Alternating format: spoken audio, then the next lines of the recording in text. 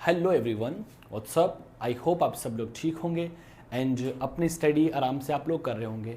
दोस्तों, आज के इस स्पेशल लेक्चर से हम लोग स्टार्ट करेंगे इलेक्ट्रोनेगेटिविटी। हमारी इलेक्ट्रोनेगेटिविटी का ये फ्रेश आपका लेक्चर रहेगा और आप लोगों को पता होगा कि आप लोगों ने कभी ना कभी इलेक्ट्रोनेगेटिविटी का कॉन्सेप्ट तो देखा होगा। जैसे कि आप लोग जानते हैं कि fluorine is a more electronegative atom in whole periodic table. Okay, आप लोग क्या बोलते हो कि जो फ्लोरीन होता है उसकी इलेक्ट्रोनेगेटिविटी ज़्यादा होती है। फर्स्ट ऑफ ऑल हमें यह समझना पड़ेगा कि इलेक्ट्रोनेगेटिविटी का मीन क्या होता है। करेक्ट। तो बेसिकली हम इलेक्ट्रोनेगेटिविटी की जब शुरुआत करते हैं तो हमको ये पता होना चाहिए कि ये कैसे वर्क करता है और क्या इसके फंडामेंटल्स होते हैं। सही है। तो इलेक्ट्रोनेगेटिविटी बेसिकली एक कोवलेंट बॉन्ड के अंदर जो आपके इलेक्ट्रॉन्स होते हैं उन इलेक्ट्रॉन्स को किसी एटम के थ्रू अपनी ओर अट्रैक्ट करने की टेंडेंसी क्या होती है, इलेक्ट्रोनेगेटिविटी होती है। जरा आप ये मेरी बात नहीं समझे तो जरा आप इस बात को समझने की कोशिश करना। Please try to understand. Let's suppose ये कोई आपका एक कोवलेंट बॉन्ड है, हाइड्रोजन और Cl के बीच में क्या है, एक कोवलेंट बॉन्ड है। अब आप लोगों को थोड़ी प्रॉब्लम ये आएगी कि सर कोवलेंट बॉन्ड क्या होते हैं, तो प्लीज आप बिल्कुल परेशान मत होना। नेक्स्ट चैप्टर केमिकल बॉन्डिंग के अंदर हम लोग बॉन्डिंग के बारे में हम लोग डील करेंगे। फर्स्ट ऑफ ऑल अगर मैं आप लोगों से बात करूं कि आपका जो एक बॉन्ड होता है, बेसिकली ये बॉन्ड कोवलेंट बॉन्ड है। कौन सा है दोस्तों, कोवालेंट बॉन्ड है। और कोवालेंट बॉन्ड जो होते हैं वो इलेक्ट्रॉन की शेयरिंग से बनते हैं। क्या है बेटा जी, इलेक्ट्रॉन की शेयरिंग से कोवालेंट बॉन्ड की फॉर्मेशन होती है। इट मींस यहां पर एक इलेक्ट्रॉन तो हाइड्रोजन का है और एक इलेक्ट्रॉन दोस्तों क्लोरीन का है। तो बेसिकली ये कहा जाता है कि chlorine is a more electronegative atom, that's why ये बॉन्ड के इलेक्ट्रॉन को अपनी ओर खींचने की कोशिश करता है, अपनी ओर अट्रैक्ट करने की कोशिश करता है। दैट्स व्हाई इसके ऊपर पार्शियली नेगेटिव चार्ज अराइज होता है और यहां पर पार्शियली पॉजिटिव चार्ज अराइज होता है। तो बेसिकली इट मींस क्या हुआ कि जो कोवलेंट बॉन्ड के अंदर इलेक्ट्रॉन्स प्रेजेंट है उन इलेक्ट्रॉन्स को किसी एटम के द्वारा अपनी ओर अट्रैक्ट करने की जो टेंडेंसी होती है उसे हम लोग क्या बोलते हैं, इलेक्ट्रोनेगेटिविटी बोलते हैं। क्या छोटी सी बात आपको समझ में आई क्या? सो आप यहां क्या लिख सकते हो, chlorine is more electronegative atom. Chlorine is more electronegative atom than hydrogen. It means मैं आपको एक बात समझाने की कोशिश करूंगा, जिस एटम की इलेक्ट्रोनेगेटिविटी ज्यादा होगी वो बॉन्ड के इलेक्ट्रॉन को अपनी ओर अट्रैक्ट ज्यादा करेगा। अगर मैं आपसे बात करूं, लेट सपोज मैंने HCl लिख दिया, मान लीजिए यहां पर मैं HF की बात कर लेता हूं दोस्तों। अब HF जरा आप लोग देखकर बताना, HF जो होता है यहां पर ये दो इलेक्ट्रॉन से बॉन्ड बना है, एक तो हाइड्रोजन का इलेक्ट्रॉन है और एक फ्लोरीन का इलेक्ट्रॉन है। अब आप लोग क्या बोलते हो, fluorine is a more electronegative atom. So यहां पे क्या होता है, ये बॉन्ड के इलेक्ट्रॉन को अपनी ओर अट्रैक्ट करने की कोशिश करता है। दैट्स व्हाई यहां पर कौन सा चार्ज आएगा, नेगेटिव। यहां कौन सा चार्ज आएगा, पॉजिटिव चार्ज अराइज हो जाएगा। तो अपने को क्या पता लगा, अपने को यहां से यह पता लगा कि fluorine is more electronegative atom, more electronegative atom, that's why bond के इलेक्ट्रॉन को अपनी ओर अट्रैक्ट करेगा। तो सिंपली आप क्या कह सकते हो कि किसी कोवलेंट बॉन्ड के अंदर जो इलेक्ट्रॉन्स होते हैं उन इलेक्ट्रॉन्स को किसी एटम के द्वारा अपनी ओर अट्रैक्ट करने की जो टेंडेंसी होती है उसे हम लोग क्या बोलते हैं, इलेक्ट्रोनेगेटिविटी बोलते हैं। और पूरी पीरियोडिक टेबल के अंदर, होल पीरियोडिक टेबल में फ्लोरीन की जो इलेक्ट्रोनेगेटिविटी होती है वो सबसे ज्यादा हाईएस्ट होती है, उसके बाद में ऑक्सीजन की होती है, देन हमारा नाइट्रोजन का नंबर आता है। तो फर्स्ट ऑफ ऑल हम लोग इसकी डेफिनेशन लिखेंगे, ये डेफिनेशन क्या होती है इलेक्ट्रोनेगेटिविटी की और किस तरीके से वर्क करता है। याद करो कुछ दिन पहले आप लोगों ने इलेक्ट्रॉन अफिनिटी का कॉन्सेप्ट देखा था। कुछ दिन पहले आप लोगों ने इलेक्ट्रॉन अफिनिटी का कॉन्सेप्ट देखा था। अब दोस्तों इलेक्ट्रॉन अफिनिटी जो क्या होती है, ये इलेक्ट्रॉन को गेन करने की टेंडेंसी होती है। याद करो आपने क्या कहा था कि किसी एटम के वैलेंस शेल में एक इलेक्ट्रॉन को ऐड करवाने के लिए ये आपका वैलेंस शेल हो गया। इसमें अगर आप लोग एक इलेक्ट्रॉन ऐड कराओगे तो जो एनर्जी की रिक्वायरमेंट होती है उसे आप लोग इलेक्ट्रॉन अफिनिटी बोलते हो। तो यहां भी इलेक्ट्रॉन को खींचा जा रहा है और यहां भी इलेक्ट्रॉन को खींचा जा रहा है। इट मींस दोनों में कुछ ना कुछ तो डिफरेंस रहेगा ना, उस डिफरेंस को मैं समझने की कोशिश करूंगा। सो प्लीज आप लोग इन सभी बातों को एक बार दिमाग में फिट करना। बेसिकली आपसे कोई पूछ ले कि इलेक्ट्रोनेगेटिविटी का मीन क्या होता है, तो मेरे दोस्तों आपका क्या आंसर कमेंट होगा? आपका ये आंसर कमेंट होगा कि किसी कोवलेंट बॉन्ड के इलेक्ट्रॉन्स को किसी एटम के द्वारा अपनी ओर अट्रैक्ट करने की जो टेंडेंसी होती है, अपनी ओर खींचने की जो टेंडेंसी होती है, उसे मेरे दोस्तों हम लोग क्या बोलेंगे? इलेक्ट्रोनेगेटिविटी बोलेंगे। और पूरी पीरियोडिक टेबल के अंदर सबसे ज्यादा मैक्सिमम इलेक्ट्रोनेगेटिविटी फ्लोरीन की होती है। सो यू कैन से in the periodic table fluorine is more electronegative atom, जो और कितनी होती है वो भी मैं आपको एक्सप्लेन करूंगा। तो फर्स्ट ऑफ ऑल आप लोग डाल दीजिए heading electronegativity. Okay, first of all आप लोग डाल दीजिए हेडिंग इलेक्ट्रोनेगेटिविटी, इलेक्ट्रोनेगेटिविटी, इलेक्ट्रोनेगेटिविटी। तो बेसिकली दोस्तों इलेक्ट्रोनेगेटिविटी का मीन क्या होता है? टेंडेंसी किसकी टेंडेंसी? इलेक्ट्रॉन को अपनी ओर अट्रैक्ट करने की टेंडेंसी क्या होती है? इलेक्ट्रोनेगेटिविटी होती है। सो आप लोग फर्स्ट ऑफ ऑल डेफिनेशन लिखोगे, टेंडेंसी ऑफ एन एटम, यहां लिखता हूं दोस्तों मैं, tendency of an atom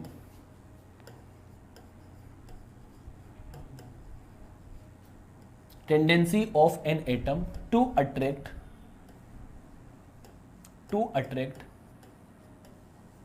share paired of electron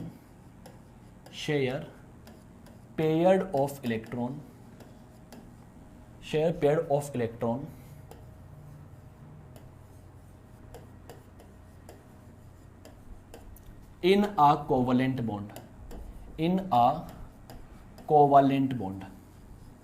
okay कि कोवलेंट बॉन्ड में किसी एटम के द्वारा इलेक्ट्रॉन्स को अपनी ओर अट्रैक्ट करने की जो टेंडेंसी होती है उसे हम लोग क्या बोलते हैं? Electronegativity in a covalent bond is called as electronegativity, is called as electronegativity.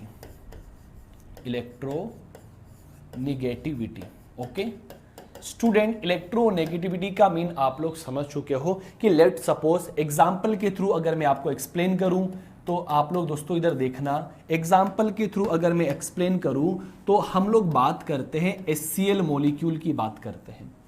HCl जो मॉलिक्यूल होता है ये इलेक्ट्रॉन की शेयरिंग से मिलकर बना होता है, मतलब हाइड्रोजन ने अपना एक इलेक्ट्रॉन डोनेट किया है, क्लोरीन ने अपना एक इलेक्ट्रॉन डोनेट किया है और दोनों इलेक्ट्रॉन डोनेट करके एक शेयरिंग कर लिए, एक पार्टनरशिप कर लिए, जिसको हम लोग क्या बोलते हैं? कोवलेंट बॉन्ड बोलते हैं। दोस्तों it is a covalent bond, जरा आप लोग समझना, covalent bond, those bond which are formed by sharing of electrons is known as covalent bond। ऐसा बॉन्ड जो इलेक्ट्रॉन की शेयरिंग से फॉर्म होता है कोवलेंट बॉन्ड कहलाएगा।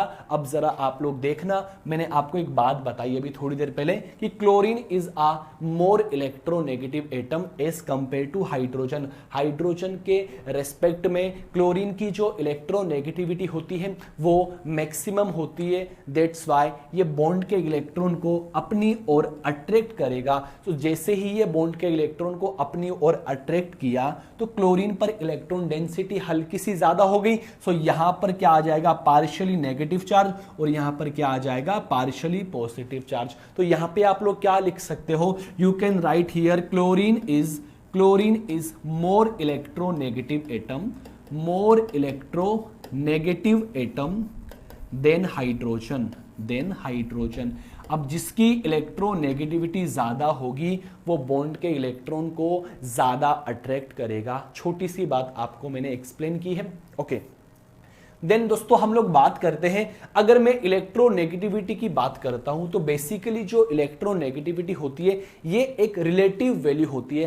रिलेटिव वैल्यू का मींस क्या होता है कि इनको हम दो के बीच में कंपेयर कर सकते हैं। किसी सिंगल एटम के लिए इलेक्ट्रोनेगेटिविटी का कोई मीन नहीं होता। एक बात बताओ, इलेक्ट्रोनेगेटिविटी का मीन होता है कि बॉन्ड से इलेक्ट्रॉन को अट्रैक्ट करना, बॉन्ड जो होता है उससे इलेक्ट्रॉन को अट्रैक्ट करना। अगर सिंगल एटम आपका मौजूद है, उसकी चाहे तो कितनी इलेक्ट्रोनेगेटिविटी हो उसका क्या ही मतलब है, वो इलेक्ट्रॉन किससे अट्रैक्ट करेगा कि जब तक उसके साथ में कोई ना आ जाए तब तक इलेक्ट्रोनेगेटिविटी का मतलब नहीं होता है। बेसिकली आप लोग क्या बोलते हो? ये बोलते हो कि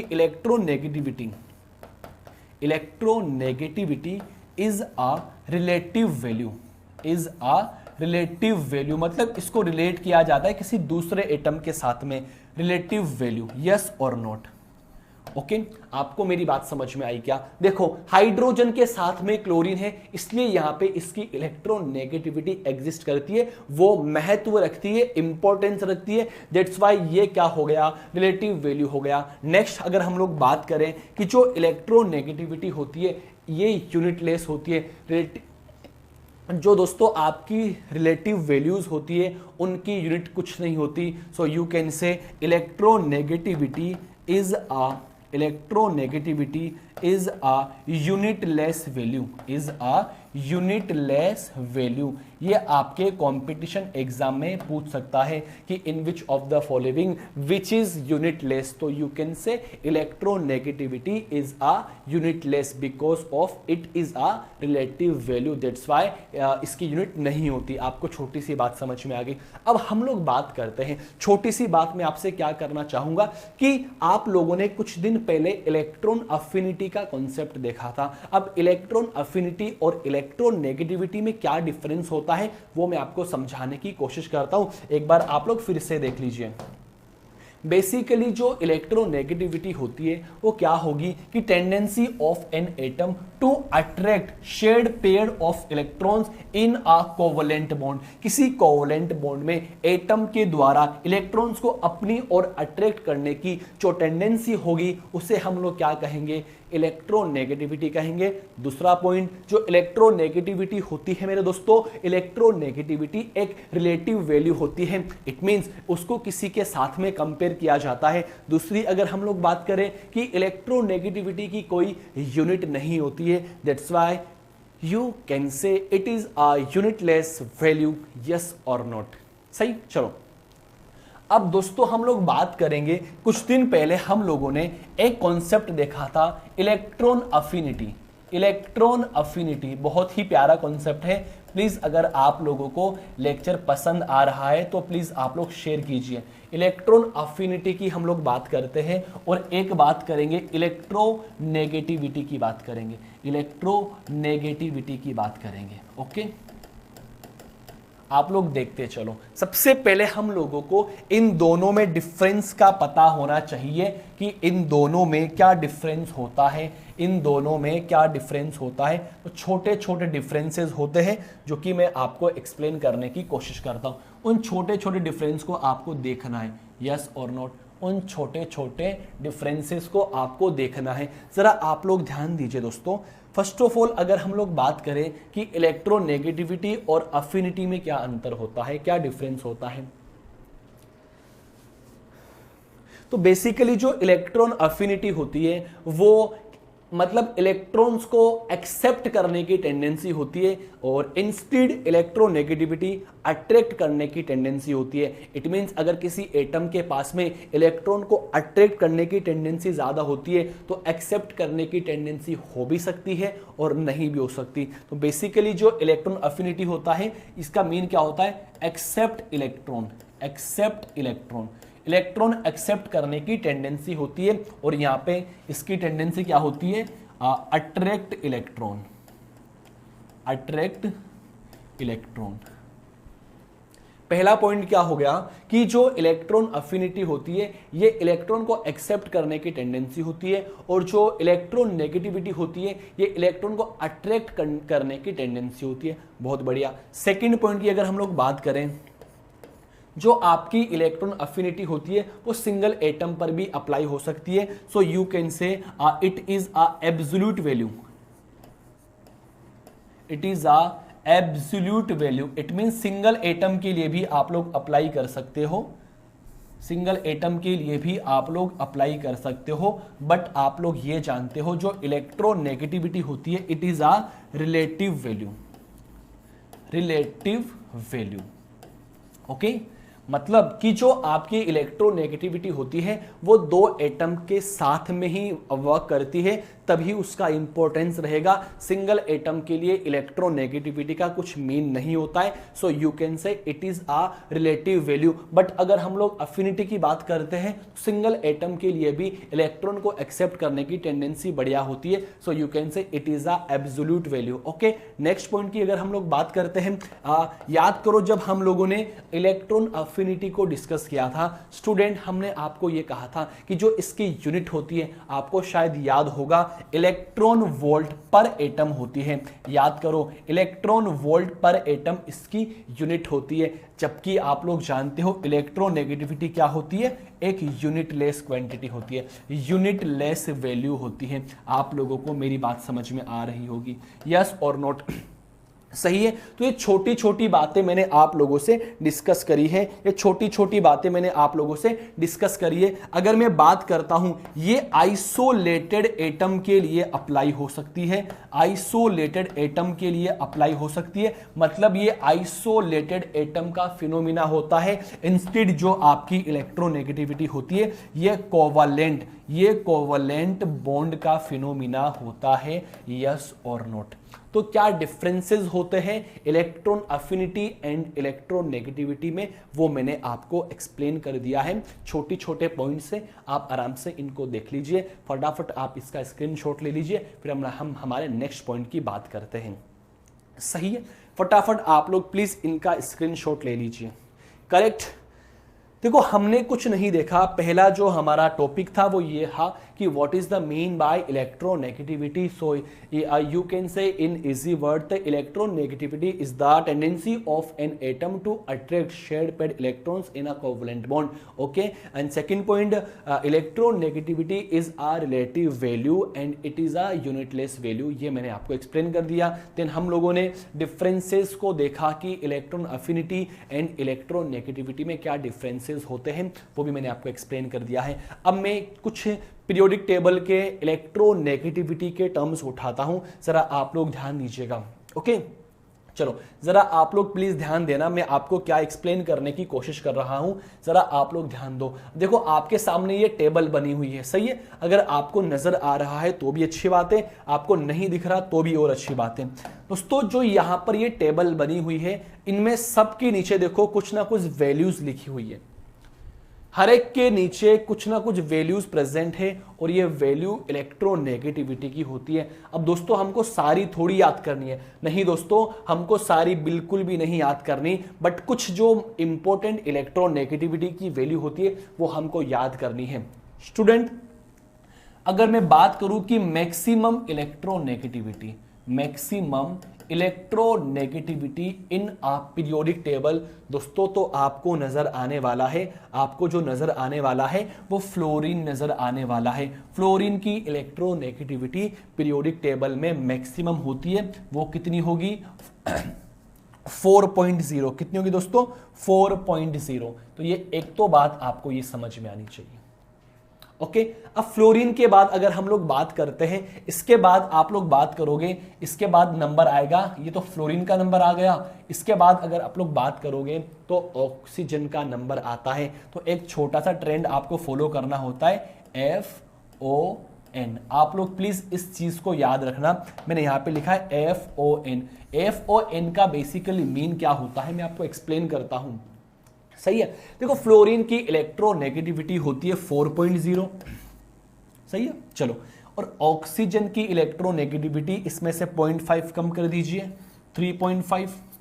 और अगर दोस्तों मैं बात करूं नाइट्रोजन की, तो इसकी इलेक्ट्रोनेगेटिविटी कितनी हो जाएगी? 3.0 हो जाएगी, सही है? चलो, तो पूरी पीरियोडिक टेबल के अंदर जो मैक्सिमम इलेक्ट्रोनेगेटिविटी होती है वो फ्लोरीन की होती है। एंड दोस्तों, जो मिनिमम आपको देखने को मिलेगी वो सीजियम की देखने को मिलेगी। किसकी देखने को मिलेगी? सीजियम की देखने को मिलेगी। चाहो तो आप लोग लिख सकते हो minimum electronegativity, minimum electronegativity caesium की होती है तकरीबन 0.7 के आसपास में। सीजियम की कितनी होती है भाई? 0.7 के आसपास में होती है। क्या आप लोगों को ये बातें समझ में आ रही है क्या? अब देखो, छोटा सा जो ट्रेंड आपको फॉलो करना है वो क्या होता है। यहाँ फ्लोरीन है, फ्लोरीन की जो इलेक्ट्रोनेगेटिविटी होती है वो 4.0 होती है। अब आपको इधर मूव करना है ना, तो हाफ 0.5 को लेस करते चलो।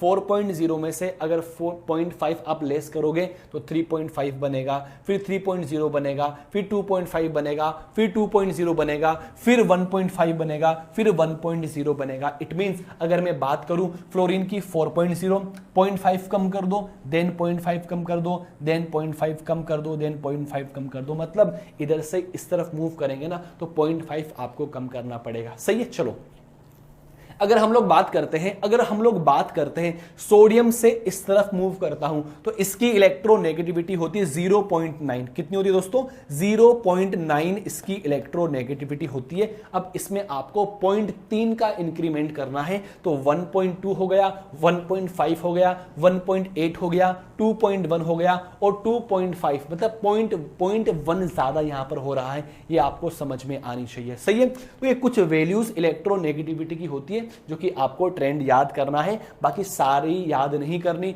मैक्सिमम किसकी होती है वो आपको देखना है, मिनिमम किसकी होती है वो आपको देखना पड़ेगा। क्या छोटी सी बात आपको समझ में आई? देन आपको सिर्फ इतना सा लर्न करना है कि FON क्या चीज होती है। ओके, मतलब मैक्सिमम फ्लोरीन की होगी, देन ऑक्सीजन की, देन नाइट्रोजन की होगी। ये ट्रेंड आपको याद होना चाहिए। सही है। तो एक बार आप लोग इसका स्क्रीनशॉट ले लीजिए और स्क्रीनशॉट लेने के बाद में हम हमारे नेक्स्ट पॉइंट की बात करते हैं कि क्या कहानी होती है फटाफट। सही है। अब इसके बाद दोस्तों हम लोग बात करेंगे कुछ ऐसे फैक्टर्स होते हैं जो इलेक्ट्रोनेगेटिविटी को अफेक्ट करते हैं, है ना। कुछ ऐसे फैक्टर्स होते हैं जो इलेक्ट्रोनेगेटिविटी को अफेक्ट करते हैं। अब वो कौन कौन से होते हैं वो मैं आपको एक्सप्लेन करने की कोशिश करूंगा। ओके, चलो देखो, फैक्टर्स अफेक्टिंग इलेक्ट्रोनेगेटिविटी, आप लोग डाल दीजिए हेडिंग फैक्टर्स अफेक्टिंग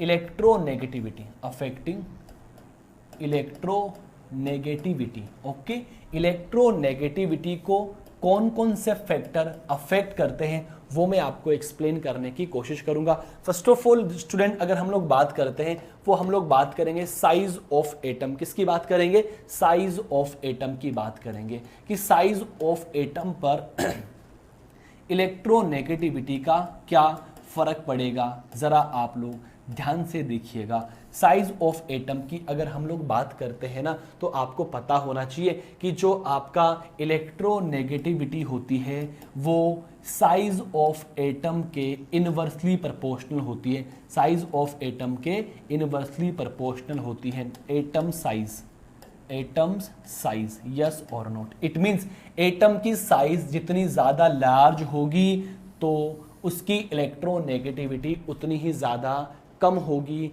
उतनी ही ज्यादा लेस होगी। क्यों? मान लीजिए ये कोई आपका एक एटम है, ये इसका न्यूक्लियस हो गया, ये साइज में इतना सा है, और ये कोई आपका दूसरा एटम जो कि साइज में बड़ा सारा है, ये हो गया।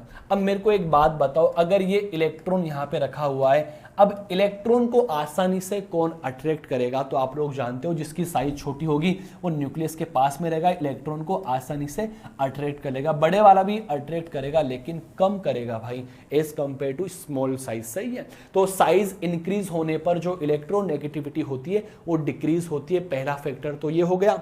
चलो आगे ट्रेंड देखेंगे हम लोग, क्या ट्रेंड फॉलो करना पड़ता है।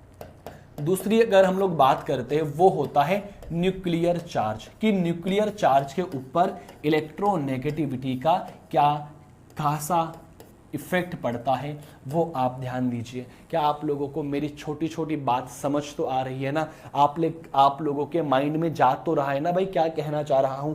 चलो आप लोग ध्यान दीजिएगा, मैं आपसे खुद से पूछना चाहता हूं। देखो यहाँ पे क्या ट्रेंड फॉलो होता है वो आप लोग देख लीजिए कि जो इलेक्ट्रोनेगेटिविटी होती है वो डायरेक्टली प्रोपोर्शनल होती है बेटा जी न्यूक्लियर चार्ज के। इट मींस न्यूक्लियस पर जितना ज्यादा चार्ज होगा, प्रोटॉन की संख्या जितनी ज्यादा होगी, उसकी इलेक्ट्रोनेगेटिविटी भी उतनी ज्यादा होगी। एक एग्जाम्पल के थ्रू मैं आपको एक्सप्लेन करता हूं। लेट सपोज मान लीजिए ये आपका कोई न्यूक्लियस है और इसके अंदर मानो 3 प्रोटॉन प्रेजेंट है, और दोस्तों ये आपका कोई दूसरा न्यूक्लियस है और माना इसके अंदर, इमेजिन करो इसके अंदर ये इससे ज्यादा प्रोटॉन प्रेजेंट है। आप खुद से इमेजिन करके बता दीजिए कि यहां पर एक इलेक्ट्रॉन रखा हुआ है, यहां पर एक इलेक्ट्रॉन रखा हुआ है। अरे ये न्यूक्लियस ज्यादा इलेक्ट्रॉन को अट्रैक्ट करेगा या सेकंड वाला अट्रैक्ट करेगा? तो आप लोग क्या कहोगे कि जिस पर पॉजिटिव चार्ज ज्यादा होगा वो न्यूक्लियस जो होगा ना, वो न्यूक्लियर चार्ज ज्यादा होगा, वो इलेक्ट्रॉन को उतनी ही ज्यादा अट्रैक्ट करने की कोशिश करेगा। क्या आपको ये मेरी बात समझ में आ गई? क्या सही है? चलो अब बेसिकली हम लोग बात करते हैं, नेक्स्ट पॉइंट की बात करते हैं। नेक्स्ट फैक्टर क्या होता है? नेक्स्ट फैक्टर होता है नंबर 3, चार्ज ऑन केटायन।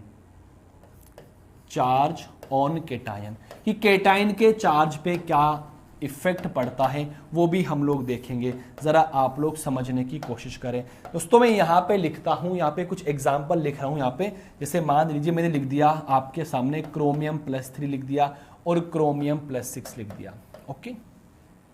या फिर आप लोग मान लीजिए मैंने यहां पे लिख दिया Mn+2 लिख दिया और यहां पे लिख दिया मैंने Mn+5 लिख दिया।